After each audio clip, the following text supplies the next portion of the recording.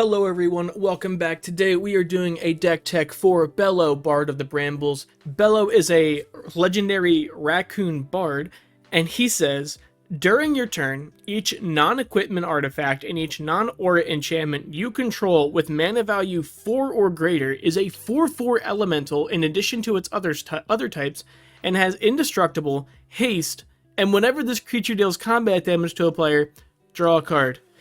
Whew. That's a lot of text. So we are just doing this deck as full-on Gruul enchantment beatdown. So why play Bello, right?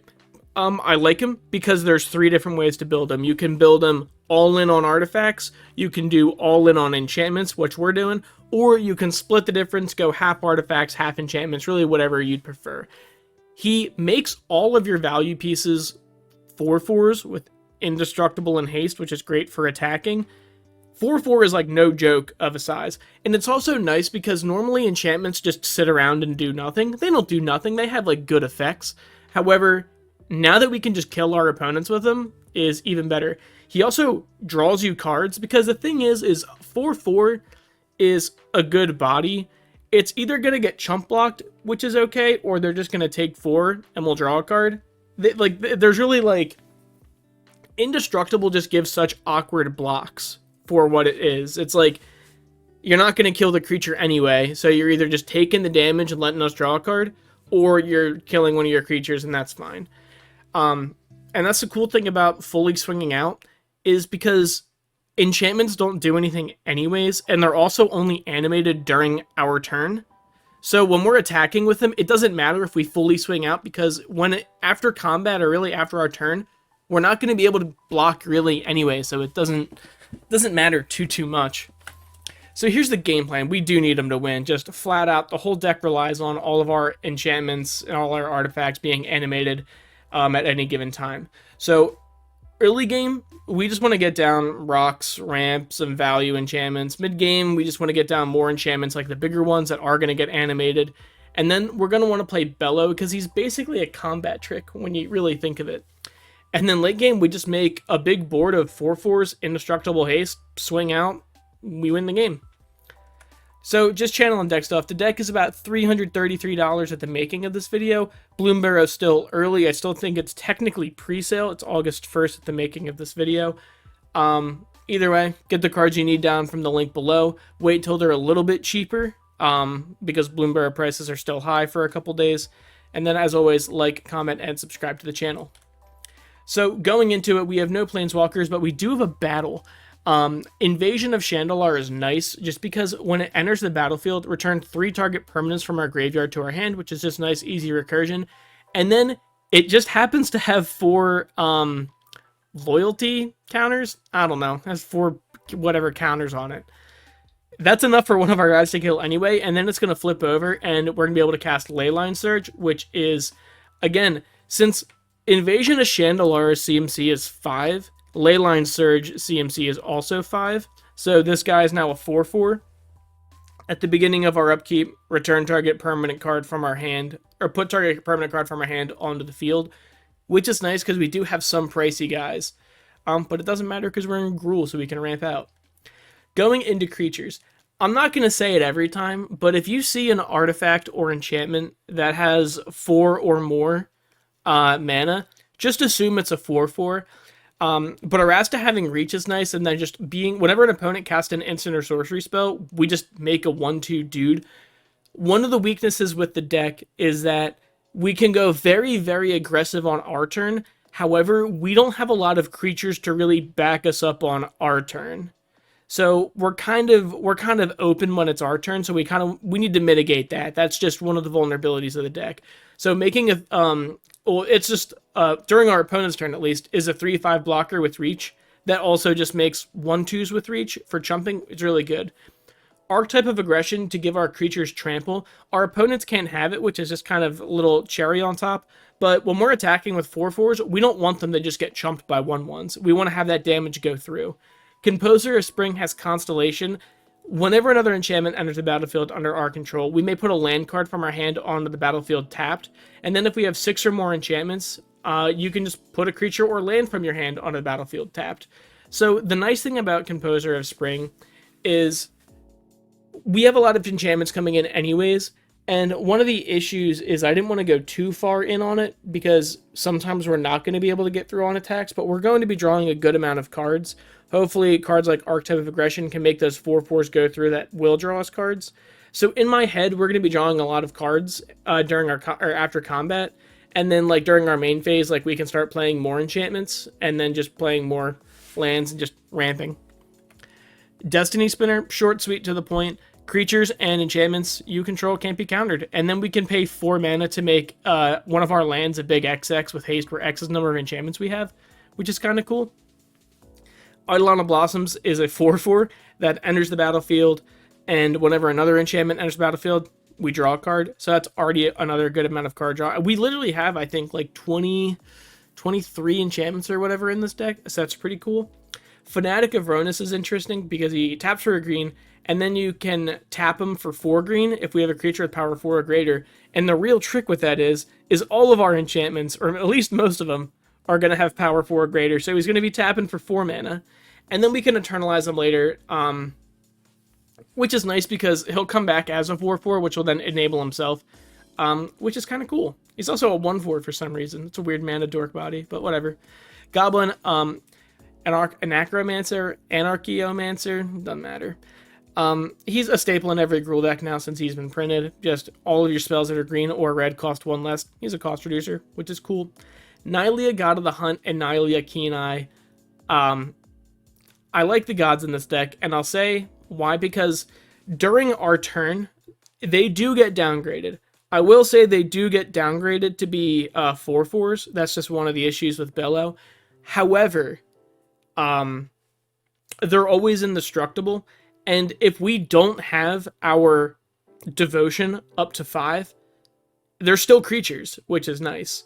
Their effects are still going to happen, but yeah, they're still always going to be... They're going to be creatures if we don't have the devotion, which is nice, and they're naturally indestructible anyway. So if we get our devotion high enough, gods are a pseudo backup plan. Nylea, God of the Hunt, is good to give our creatures trample, and then we can have a little combat trick for 4 mana. And then Nylea, Keen Eye, just to make our creatures cast cost. Jesus Christ. Creature spells you cast cost 1 less. And then whenever we want, we can pay 3 mana to reveal the top card of our deck. If it's a creature, put it on our hand. Otherwise, we could put it in our grave. It's kind of a weird surveil, but whatever.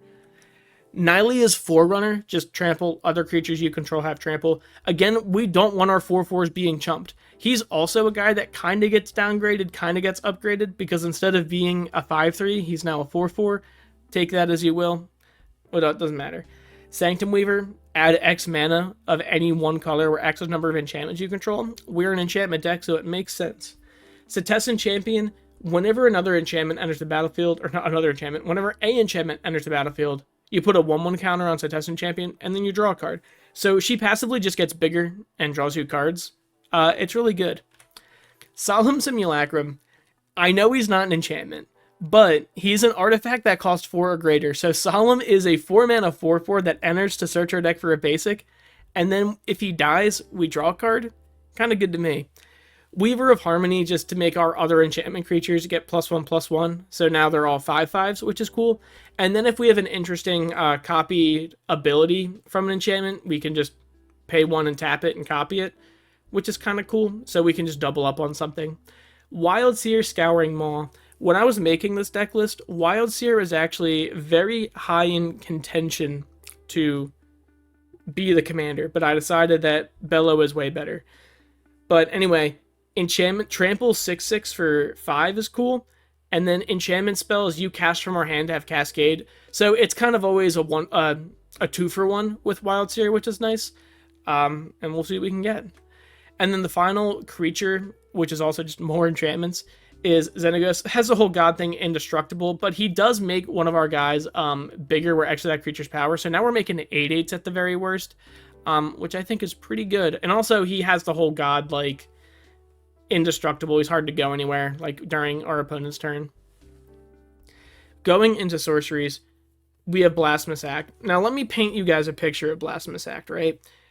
We are at our turn and we don't have Bello on the field. And then we decide to Blasphemous Act, right? We effectively don't really lose much, maybe a couple of utility guys. And then all of our opponent's creature dies, and then we pay 3 mana, and then play Bello, and now we have like a bunch of 4/4s with crazy abilities that will kill people, which is really nice. Explore, you may draw a card, you may play an additional land. It's just good ramp. It's fine. I like Explore. I kind of wanted to keep this deck pseudo budget friendly, but you'll see some of the pricier cards. Farseek, just to search our deck for one of our fetchable lands, like our Shockland, Cinderglade, whatever. A bunch of good cards. Just ramp. That's it. Hull Breach, I do like Hull Breach in Gruul decks just because you just, for 2 mana, get rid of an artifact and an enchantment in Commander, which is great for 2 mana. They're annoying to deal with, so Hull Breach is good. Nature's Lore, just to search our deck, again, for a forest. If we have like any kind of mana doubler effect on the field, it's like a free card. But yeah, we can just search our deck for a basic forest and it enters untapped, or we can search our deck for a Shockland or one of the other fetchable lands that'll enter untapped or tapped, depending on which land we get. Demonic Revelation's good. Just draw a card for each creature you control, and then we gain 4 life for each creature we control with power 4 or greater. So that's also, that card's really, really good in a pinch, because like when you think it like gets to our turn, and then we animate all of our enchantments, and let's say we have like 4 of them, like we're gaining 16 life and drawing 5 cards because Bello has to be there for them to be animated. That's really, really good. And again, I know it's like high cost, but we do have a lot of ways to get mana in this deck. Like, it is Gruul. Stump Stomp is another sorcery. Just target creature you control deals damage equal to its power to a target creature we don't control. So it's a good fight kill spell that's also a land on the backside. It's a kill spell. And then 3 visits is the same thing as Nature's Lore. Going into instance, we have Beast Within to pop any permanent we want, and then they can have a 3/3 beast, who cares? Chaos Warp is a little bit riskier because target permanent gets shuffled into its owner's library, then that player reveals the top card of their library. If it's a permanent card, they put it onto the battlefield. So the sus part about that is you can get rid of like a Phyrexian Praetor and then flip it into an Eldrazi as like the bad scenario. The good and more likely scenario is you're like, oh well, the best scenario is they have it on like an instant or sorcery on top, and then they don't get to play anything. It's just there. Or they just get like a land, and it's basically an Assassin's Trophy. It's good. It's good. Deflecting Swat. The deck heavily relies around Bello. So we need Deflecting Swat to be able to, someone tries to kill him, he exists because the deck doesn't win without him. Heroic Intervention and Tamiyo Safekeeping are kind of the same deal. Heroic Intervention really doesn't bother us too much just because they're not creatures on our turn. Sorry, they're not creatures when it's not our turn, so a nuke doesn't really work against them. But if someone does want to do like an austere command type effect, we're still protected, or like destroy all enchantment or artifact type effect, we're still good. Return of the Wild Speaker is a funny combat trick because they are elementals. So we can either just, in a pinch, draw 4, which is good for 5 mana, or we can give all of our guys +3/+3 because they're not humans, they're elementals. So now they're a team of 7/7s, indestructible haste, swinging out that draw a card on damage. Very cool. Yeah, Tamiyo Safekeeping. Someone tries to kill Bello. Bello's hexproof and indestructible in the turn. We can gain 2 life. 1 mana instant, really good for that. And then the final one is Tyvar Stand. It's a little bit, I would say for our intents and purposes, Tyvar Stand is probably worse than Tamiyo Safekeeping, just because it's still 1 green regardless. I guess maybe if someone does like a big attack, we can pump Bello up and have a good combat trick. But other than that, it doesn't really. It's for keeping Bello safe. Going into artifacts. Now I know I said this is an enchantment deck. However, I also can't really help myself sometimes. So we have a Chroma's Memorial to give. It's also a Chroma's Memorial. Remember, is a 4/4. That is going to give all of our creatures flying, first strike, vigilance, trample, haste, and pro black and red. So, yeah, that's probably going to kill someone. We have Arcane Signet just for ramp. Shamil is great, so our spells can't be countered, and then at the end of our turn, we discover 5, so we just get an extra free spell, and he's also an indestructible hasty 4/4. Azika's Chariot is a 4/4 already. But the nice thing about Azika's Chariot is we don't need to crew it. So when it enters the battlefield, we're going to make 2/2/2 cats, which is good for blocking. And then when it attacks, we make basically a copy of that cat. And we don't need to crew it because it's already crewed, so we'll just keep making more cats to block and do whatever. Lightning Greave's really just a slap onto our guy, so he's protected from targeted removal, because all our guys have haste anyways. Mithril Coat is just a fun, weird combat trick. Not even combat trick, just protection equipment. Flash, indestructible. When it enters the battlefield, attach it to a target legendary creature you control, and then it's indestructible. It's strictly better Darksteel Plate. It's just better Darksteel Plate. It's really it. Navinral's Disc. Hear me out on this one. Navinral's Disc is a 4/4 for 4 that enters the battlefield tapped, and then you can pay 1 mana to destroy all artifact creatures and enchantments. Now, the interesting thing about this is, Bello would take one for the team. He'll take one for the team, but it's practically a one-sided board wipe because our guys are still indestructible. Like, Bello will die, but all of our other artifacts and enchantments will live, including Navinral's Disc, so we could just do it again later. So that's pretty cool. Soul Ring is Soul Ring, it's good ramp. Talisman is just really just there, again, for more mana ramp, and colors. It's just good. Talismans are really good. The Immortal Sun, so players can't activate Planeswalkers or loyalty abilities. We don't have any Planeswalkers, so it doesn't matter. At the beginning of our turn, we draw an extra card. Spells we cast cost 1 less, and our 4/4s are now 5/5s. The Skullspore Nexus is a 4/4 that does not cost 8 mana practically ever.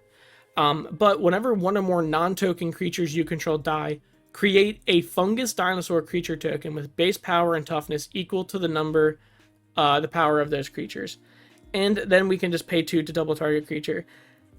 It's like, okay, I know our guys are indestructible. I just really like the idea of doubling up things as like a funny combat trick. And then if our guys do die, they kind of get like replaced. So if we use our non-token creatures to block, essentially, they will get replaced because we are vulnerable to people attacking us because our guys are not animated. Skullspore Nexus is just kind of, it gives like a nice little revival. It's also really cool to kill your opponents when it's not your turn. In the same way, if someone attacks our opponent with like a 5/5 or like their commander, we can just double that.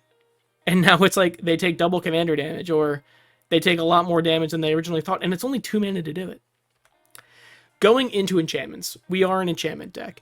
Asceticism, again, if they're 4 or more CMC, they're 4/4s. Asceticism gives all of our creatures hexproof, including itself, and then we can regenerate target creature. It would be tapped and indestructible. It's basically just good there to, one, give our guys hexproof. They're indestructible, but they still can be exiled. So it prevents that, and then regenerates there just to keep Bello alive. Regenerates good. Berserker's Onslaught to give our attacking creatures double strike. They're now 4/4, indestructible, haste, double strikes. The interesting thing with this and Bello, on top of whatever I just said, is that Bello says whenever the creature deals combat damage to a player, they draw a card, and since they have double strike, they'll be dealing combat damage twice. They'll be dealing 4 damage twice, so then we'll be drawing 4 cards off, or 2 cards off that per creature. Case of the Locked Hothouse is good, so we can play an additional land on each of our turn in case we start to like flood out, or if we just draw a lot of lands, it's always good. We can solve it if we have 7 or more lands, and then when it's solved, we can look at the top card of our deck at any time, and then we can cast creatures, lands, and enchantments from the top of our deck. So it's really good. We just get to play additional lands, and then we can start playing the top card of our deck for essentially having more cards in our hand. It just gives us more card advantage. City on Fire is very, very awkward to cast because it costs 8. However, we're a Gruul deck and we have a lot of mana, and we can also tap our like non-token guys, like Bello's not blocking ever, to make it cost less. And then our stuff deals triple damage. So now effectively all of our guys are attacking for 12 each, which is pretty cool. Enchantress's Presence, whenever you cast an enchantment spell, draw a card. Short, sweet, to the point. You can add a lot more enchantresses to the deck. I think I only have like a couple. But you can go nuts with like Argothian Enchantress or whatever. Again, I just kind of want to make this deck a little bit more budget friendly. Exploration, it's good. Just 1 mana, play an additional land. If we get that turn 1, that's great. You just drop a forest, tap it, Exploration, play your second land. We're cooking. Fiery Emancipation. Same exact thing as City on Fire without Convoke. It costs 6, and then our things deal triple damage. which is really interesting, right? Because when we have these double damage effects, they still happen. So if we have Fiery Emancipation on the field and we also have City on Fire on the field, let's say we're dealing 4 damage, which is then tripled to 12 damage, which is then tripled to 36 damage per guy, which is kind of cool. Gimli's Reckless Might, I think, is real good. Creatures have haste, just good for our non-tokens, which is good. And then whenever you attack, if creatures you control have total power 8 or greater, target attacking creature you control fights up to one target creature we don't control. And since they're indestructible, they're not losing that fight. Glorious Sunrise, 5 mana. At the beginning of combat, on your turn, choose one. I'm not going to lie, we're probably just almost always picking the first one to make all of our team 5/5s and trample. We can draw a card if we're in a pinch, because we will control a creature with power 3 or greater, because Glorious Sunrise itself is a 4/4. It's also really good in the event where we don't have Bello, where if like we just don't have Bello and all our things are not animated, it's still good to get more mana or just more card draw or whatever. Gratuitous Violence, if a creature you control would deal damage to a creature or player, it deals double that damage. We have a lot of damage doublers, we have a lot of damage triplers. It's kind of the same exact logic. Your opponent, I will say, your opponent decides the order in which those triggers are decided when they're taking damage. So their best bet is usually to go big to small, because they wouldn't want to, let's say we have, just for fun, Gratuitous Violence, Fire Emancipation, City on Fire. Triple, triple, double. So probably what they would do, if we have 4 damage, right? If we do triple, triple, double, triple, triple gets to 36, double gets to 72. Probably what they would want to do is they wouldn't want to do double to 8, triple to 24, and then double again to 48. That would be probably the best way to do it. So instead of taking, again, 72, you're taking just 48. Which is still a lot. That's still a lot. Gruul War Chant basically just says attacking creatures you control get +1/+0 and have menace. So it itself is a menacey 5/4, which is cool. Mana Reflection, if you tap a permanent for mana, it produces twice as much instead. We're a Gruul deck, we can get a lot of mana really easy. Mana Reflection is nice because it taps a permanent, so any of our artifacts, that's why I have a decent amount of artifacts, they'll be tapping for twice as much, which is cool. And since it's twice as much and not an additional amount, Soul Ring will now tap for 4 mana. Nature's Will, whenever one or more creatures you control deals combat damage, tap all lands that player controls and untap all lands you control. So it just kind of gives us a nice reset for our main phase 2, because they tap all of their lands, which probably doesn't really matter too much because they'll go to their untap step. But depending on the order of the rotation which we're in for the pod, that can be really brutal, because it'll like make them be completely tapped out. It forces them to do all their stuff right then and there. And then again, we just untap all of our lands, which gives us a super main phase 2. Rage Reflection, just our creatures get double strike. Nice, short, sweet, to the point. It's good. We want to deal lots of damage to our opponents, and Rage Reflection essentially does double damage. Sandworm Convergence, I couldn't help but running because I love it so much. It is an 8 mana. Creatures with flying can't attack you or planeswalkers you control. I do love it. It is also some like, it's kind of on theme for what the deck wants to do, because we don't want to be attacked. So creatures with flying can't attack us. Great, because we have like no flyers in this deck. And then at the beginning of our end step, we make a 5/5, which is great for blocking, because who wants to attack into a 5/5?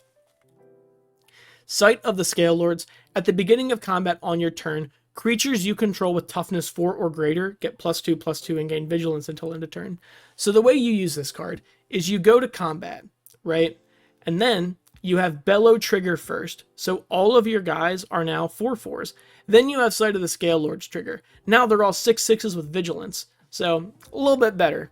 Street Riot, just creatures get +1/+0 and have trample as long as it's our turn. It really doesn't matter when it's not our turn. We're kind of at the mercy of our opponent. We're blocking the best we can. But like, we have a lot of really high potential to kill people on our turn.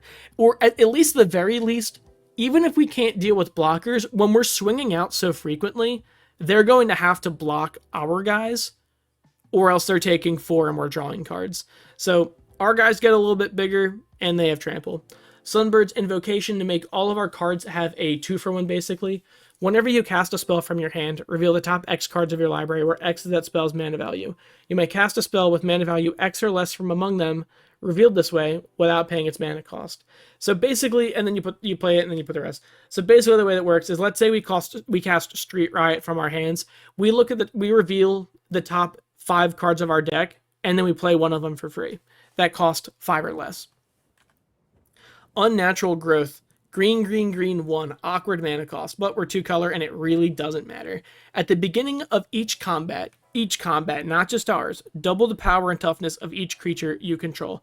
So again, in the same way of Sight of the Scale Lords, Unnatural Growth works by basically saying, okay, Bello, we go to combat, all of our guys are 4/4s, and now Unnatural Growth is going to trigger. Sorry, no, Bello doesn't happen in combat. What am I thinking? No, they're always just 4/4s. It doesn't matter. Yeah, they're always just 4/4s, and now they're 8/8s. Virtue of Strength, 7 mana. We'll get there in a second. Really, the way you do this card is you do Garenbrig Growth, sorcery, return target creature or land card from our graveyard to our hand, which is great. It's only 1 mana. If we have like Fabled Passage, just get Fabled Passage back. That's like an easy option. Early game, or if a creature died early, get it back. Then we can pay 7. If you tap a basic land for mana, it produces 3 times as much mana. We have a decent amount of basics in this deck. We have a good amount just because of Virtue of Strength. And it's also, we're a 2-color deck, so it doesn't really need that much anyway. Zendikar Resurgent, 7 mana. Whenever you tap a land for mana, add 1 type, basically mana doubler, and then whenever we cast a creature, draw a card. We're really running it for the mana doubler, but the creature drawing is still nice.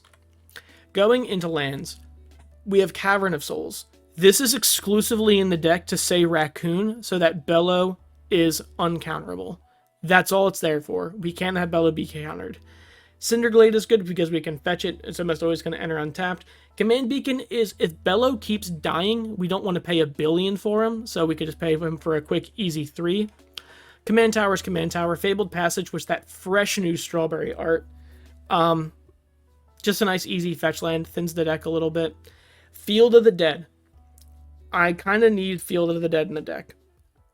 The reason we have it is because, again, we're not going nuts on land, but passively making a 2/2 every turn to block when we're shields down, when our guys aren't animated, is really, really important.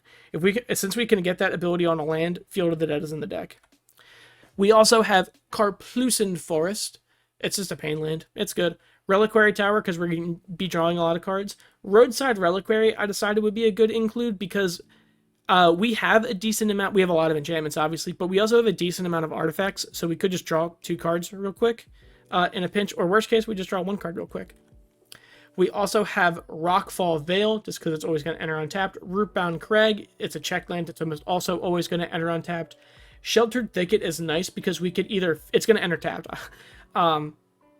We could either fetch it early game, or if we draw it late game, we could cycle it out, which is nice. Just pay 2 mana to just discard it and draw a card. It's great. And then we have Spire Garden. Assuming these decks are made in the idea of having 3 opponents for a pot of 4, it's almost always going to enter untapped. Stomping Grounds, you can fetch it. You can have it enter untapped if you want. It's great. 2 life, no big deal. And then finally, we have Temple of Abandon, which isn't too bad. It's just scry 1. It's nice to play Temple of Abandon, and then we go to combat, and then we can kind of deal damage, and then we could draw. It's just like a nice, easy scry setup. You could do the Surveil land. It'd be way better, but I wanted to keep this deck a little bit cheaper. And then just going into basics, 10 of each. I think that puts us at 35 lands with 1 MDFC, that 1 land on the back, that fight spell. But I think that's good enough. Thank you guys for watching. Get all the cards you need from the link down below. And then, as always, like, comment, especially subscribe to the channel. And I'll see you next time.